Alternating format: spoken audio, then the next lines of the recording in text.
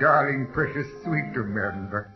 As you sit there so elegantly on the settee, my eyes are attracted to your lovely nylon-clad legs, like a moth to a lamp. Oh, my angel, you must know I worship the very ground you walk on. Oh, let me, darling, let me gently kiss your dimpled knee. Oh, and kiss your pretty little ankle. Oh, and kiss the very tip of your peep-toe sandal. Oh. Oh, Amanda, I wish you'd get rid of that cat.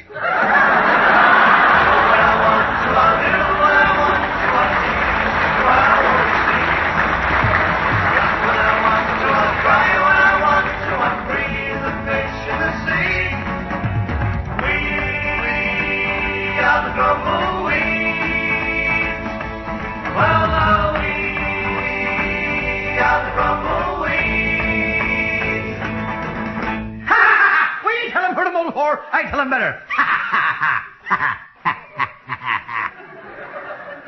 Did you hear the one? I did. I'll tell you another. Okay.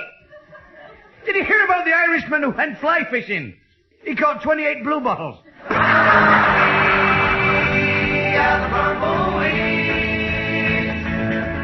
And the Football Association has decided to combine the teams Cowdenbeath and Huddersfield into one. It'll be called Cow's Udder.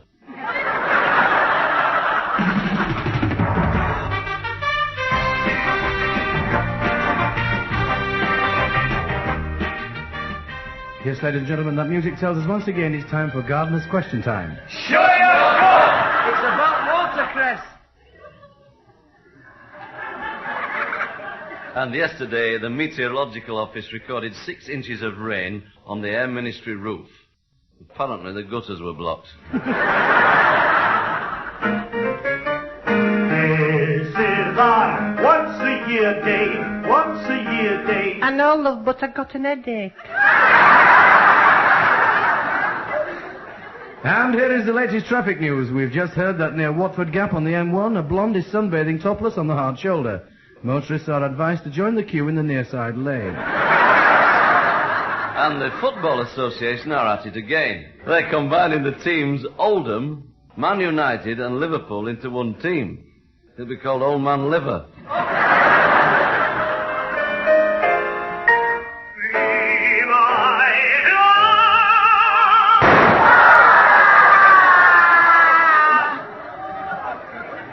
Right on my nose, he does, pal.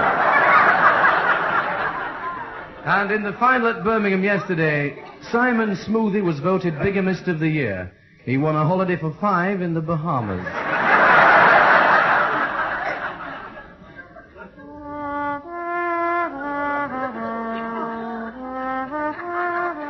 He was a great baker, was a and he was a great cobbler, you know. When he weren't baking, he were cobbling. That's all he ever did, baked and cobbled. I remember one morning coming downstairs, there were our dad sat at table with a row of nails in his mouth and an hammer in his hand. If only our mam had boiled his egg a bit softer, he could have used his false teeth as a spoon. He looked at me and said, "There you are, son. Try these boots on for size." So I put 'em on and started tap dancing, faster than anyone had ever done it before. 'Cause everything he gave me came straight from oven. And as I danced, crumbs kept flying off 'em. And our dad said, "Better get on your bike to Mrs. Rawlins and warn her." I said, "Warn her about what, Dad?" He said, "I think I've just sold an eel the crusty loaves."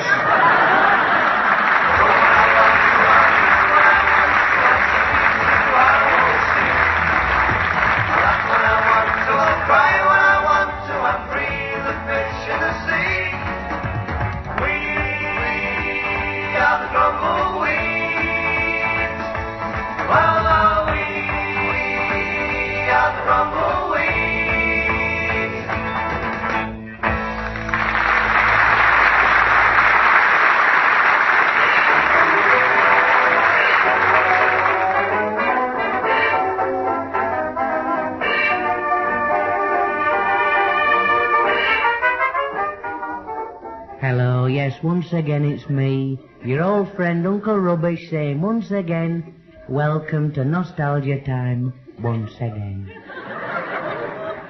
You're getting right up my nose, you are. Once again. Oh, look, it's Uncle Nasty having nasal trouble.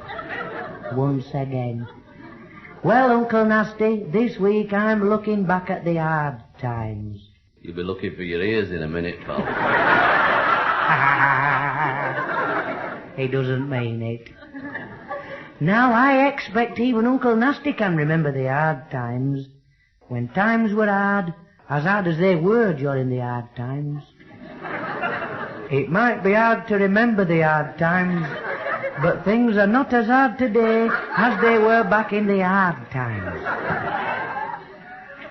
Back in the hard times, things were really hard.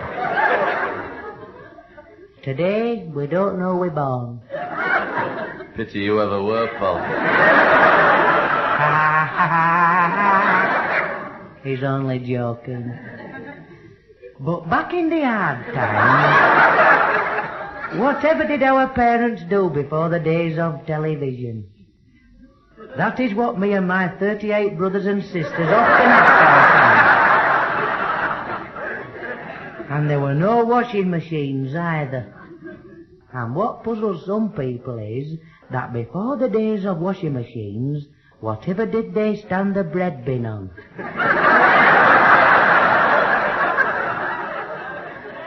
We stood our bread bin on top of the bird cage so that the crumbs weren't wasted. You must have been a revolting little cretin. Thank you.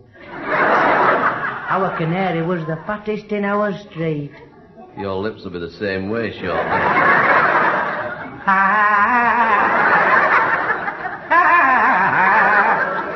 I'm not frightened.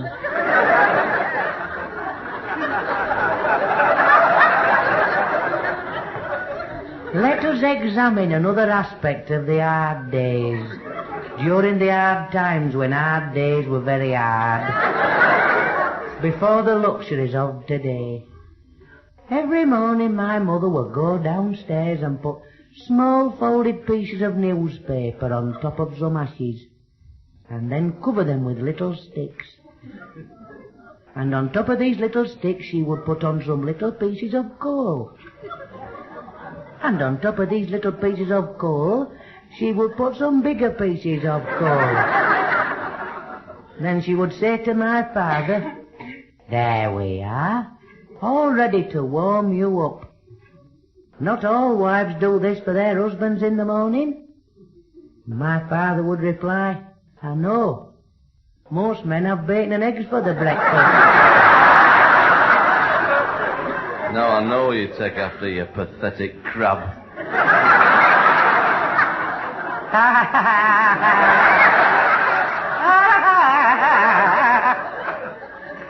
Ain't he cuddly? So, till next week, bye-bye, everyone. Bye-bye.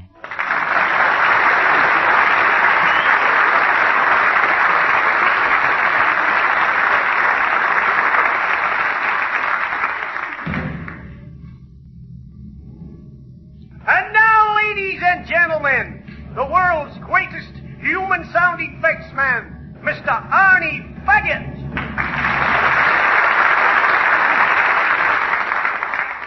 Thank you. Tonight, one and all, I would like to create for your pleasure and amusement a journey on a railway train. I would like to point out before I start that all the noises are created by my home voice without no electronical aids. Thank you. The journey starts as I arrive at the station by car and pull up sharply outside. Screech, screech. Getting out, I close the door. Slam. And I walk away. Rip, rip. My raincoat was caught in the door. I knock on the ticket office window. Tap, tap, tap, crack, smash. And put my fare into the revolving money bowl sunk into the counter. Rustle, rustle, clink, clink. The ticket man spins the bowl round and rip, rip. There goes the end of my tie. He laughs. Giggle, giggle, snigger. And spins the ball back with my ticket in it. Rip, rip. There goes the end of his tie. At the barrier, the ticket collector touches his cap. Touch. And I arrive on the right platform only 2 minutes before the train is due. 6 hours later, I hear it coming. Brum, brum, rev, rev. Brum, brum, rev, rev. Waiting with me is a vicar from Birmingham. Brum, rev, brum, rev.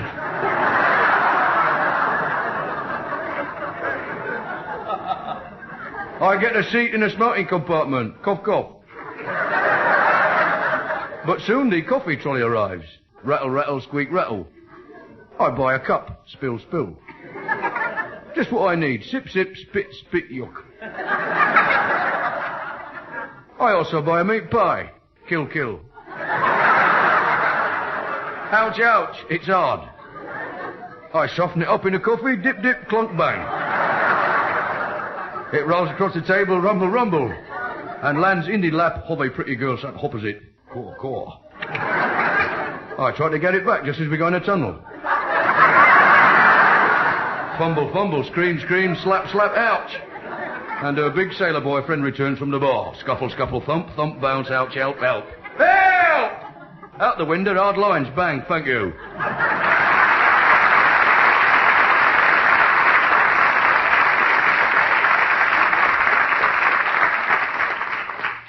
Excuse me, pal. Yes, sir. Can I be of assistance? Is this where they're having the closing down sale of second-hand books? Well, this is the last day of the sale, sales. Oh, I see. Well, do you happen to have the revised edition of Rogier's Thesaurus? No, I'm sorry. None in stock, I'm afraid. Oh. Well, in your stock, isn't a translation of the sayings and philosophies of Socrates? No, you're right out of luck. Oh. Well, how about nuclear fission physics? For advanced students. Oh, dear, oh, dear, oh, dear. No, you appear to be out of luck again. Oh. Well, what about Sigmund Freud's theories on psychology? Ah, now then, let me say... No, not one left. Oh.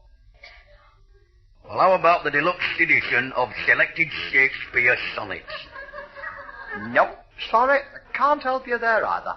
Oh. Well, what do you have left in this closing down sale, then? Well, to be honest, sir, one copy of the 1964 Beano Annual. I'll take it. It's only a shuffled up wobbly leg on our table.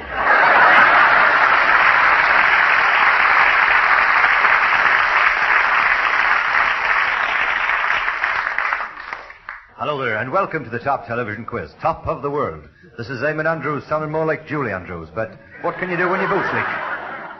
This is the quiz where we have 3 contestants standing by in different parts of the world, ready to answer questions. First, let us call in Texas, USA. Are you there, Texas? Yep. Next, we go to Alice Springs in Australia. Are you there, Australia? Hello? Hello, Australia? Can you hear me? Are you there, Australia? Hello? Hello? Hello? Hello, can you hear me? Hello? I said, can you hear me? Can you hear me? I can hear you loud and clear. Oh, I can hear you now. Had the mouthpiece to me ear. I'm always doing that. Never mind, never mind. Now tell me, what's it like down under? Down under what? Look, is that Alice Springs? No, it's Brian Illingworth. All right, Brian. I'd like you to stand by. Stand by what?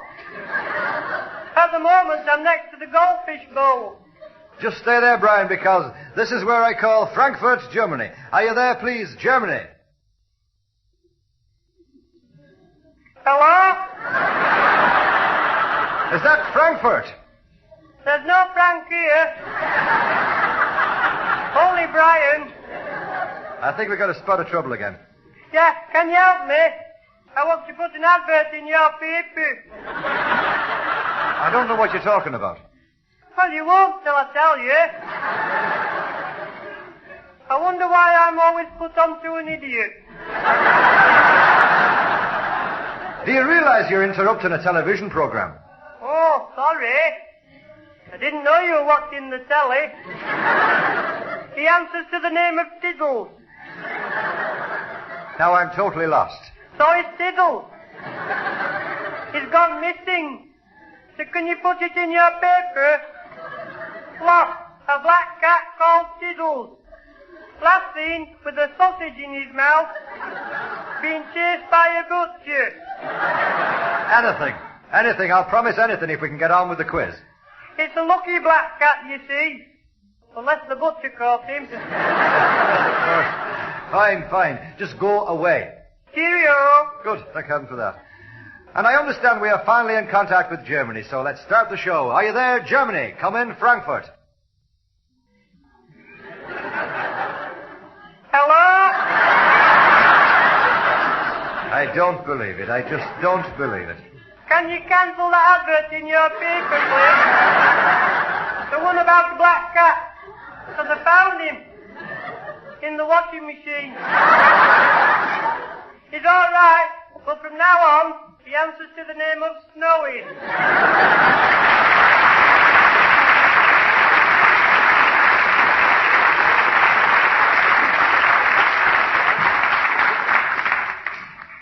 And now, once again, it's time for a book at bedtime. The story so far. Dimples, the 4-year-old heiress of the Montmorency millions, has a drink problem. Her private tutor Anne is in love with Lord Montmorency, whose third marriage to his second wife is on the rocks. Meanwhile, David and Isabel are still not speaking. Eileen is worried about Fraser's rash, which has now spread to the other knee. Sylvia tries desperately to contact Michael, but he refuses to come down off the roof. Jim and Jean have turned down an invitation to spend the weekend with Fraser, just in case the rash is contagious. David and Isabel are not speaking even less. But Kathy has agreed to help, and on a mad impulse, goes to the zoo. There she meets Alfred, a doctor who is researching alcoholism in camels. David and Isabel are not speaking even less, but more so. Meanwhile, Peter and Shirley are babysitting. So now, read on. I love you, whispered Shirley as she cuddled close to Peter. Peter's heart skipped a beat. It was a moment to treasure. Suddenly, Shirley sat up with a start. Dimples has woken up, she said. I can hear her whimpering. They rushed to the baby's bedroom. Excuse me, pal. We're getting a bit of a foreign interference here. Could you give us a bit more voice? Yes. They rushed to the baby's bedroom. Shirley picked Dimples out of her cot. Perhaps she's got wind, said Peter. Look, I'm sorry, pal. We're getting more interference. You'll just have to give us more volume. Just a bit more volume. Perhaps she's got wind, said Peter quietly. Shirley gently patted Dimples on her back.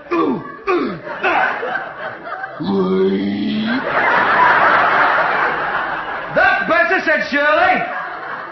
They put Dimples back in her cot. Can you give us a bit more voice, pal? The interference is terrible. Dimples gurgled quietly. Sing out a lullaby, Peter! Whispered Shirley. All right, said Peter. Bit more voice, pal. We can hardly hear you. Go to sleep, my baby! Close your pretty eyes!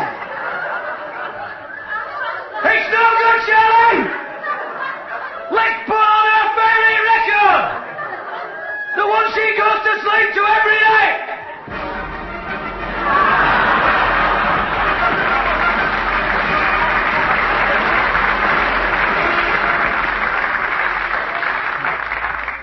And how's about that then, guys and gals, because this week, as it happens, Jimmy here is at the fabulous, the one and only Blackpool. Now then, wow.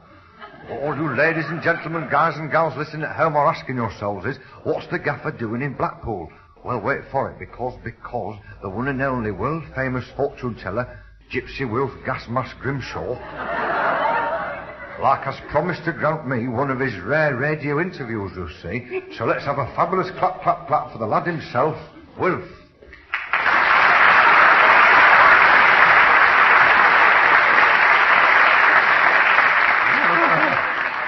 Gypsy Wilf, what an honour, old son. What exciting news have you got for us? I've got all in me sock. Fabulous, fabulous. Wilfred, seeing that you were like a brilliant fortune teller, did you know beforehand that Jimmy here was coming to talk to you? Oh, yeah. Oh, yeah, definitely, yeah. Oh, yeah. By concentrating my mind, I could see you coming. That is unbelievable. Yeah. Like through a sort of chink in the mist. No, through a sort of rip in the tent.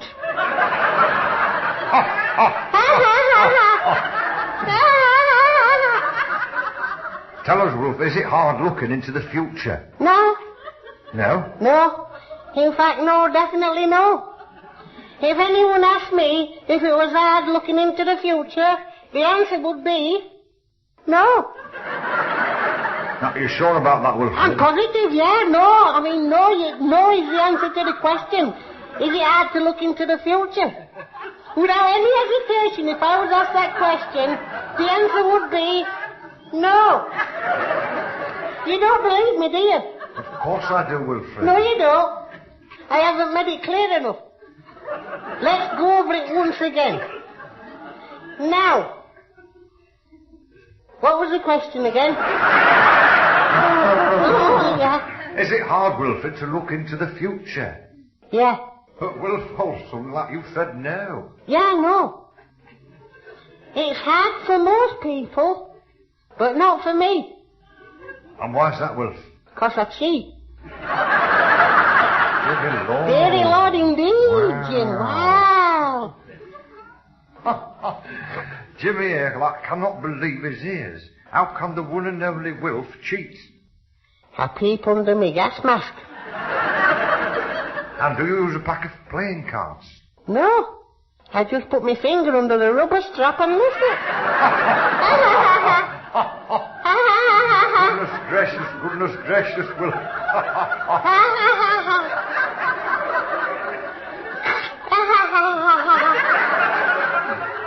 Now then, Wilf, Jimmy here, I've heard a whisper that you are going to attempt, would you believe, to tell your own fortune. Yeah. I am. Definitely, yeah. I am gonna, yeah. That's what I'm gonna, yeah. I'm gonna do it, yeah. Well, I might. Double knockout. And tell us, Wilf, how are you going to do that, old son? By gazing into me crystal gas mask. That is absolutely fantastic. Oh, double knockout as it happens. Yeah, and it's quite good as well. Here we go then. Ooh. What is happening now, dear Lord? Ooh. That's me going into a trance. Ooh. And is that you going into a trance again, Wilf, or son? No, the straps on me gas mask are pinching me ears. Double tragedy. Yeah, anyway, here we go then. Ready? Oh, that's a trance again. Are you actually in a one and only trance at this moment, Wilf? Oh, yeah, I'm in a trance now. Right now, I'm in a trance. But you don't look any different to normal, Wilf. Yeah, well, that's 'cause I'm good at it. Oh,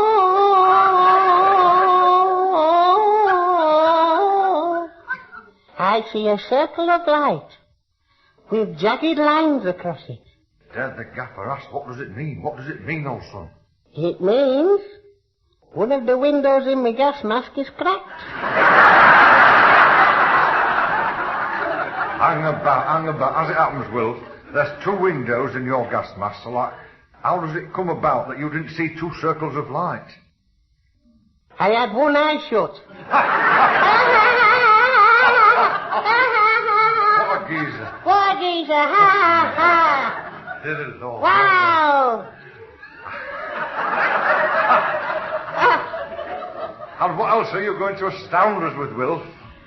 I foresee that you are going to listen to me singing one of my fabulously famous Gas Mask songs. Goodness gracious, that is fabulous. Right, off you go, son. We all want to hear it. Yeah, right. I'll have to come out of me trance first. Oh,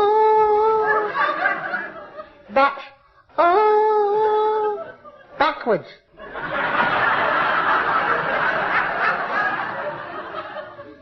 It is. Ready, here we go. 1, 12, 11, 13, and 100. I'm telling fortunes in me gas mask. I'm telling fortunes in me gas mask. Yeah, I'm telling fortunes in me gas mask. 'Cause I'm telling them how I'm telling. What's the matter, Wilfred? I don't know what comes next.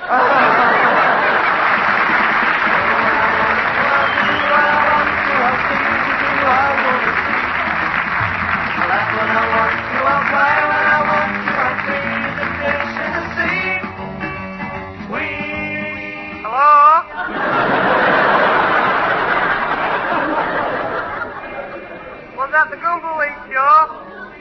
I think it was Carl, Albert, Maurice, Robin and Graham.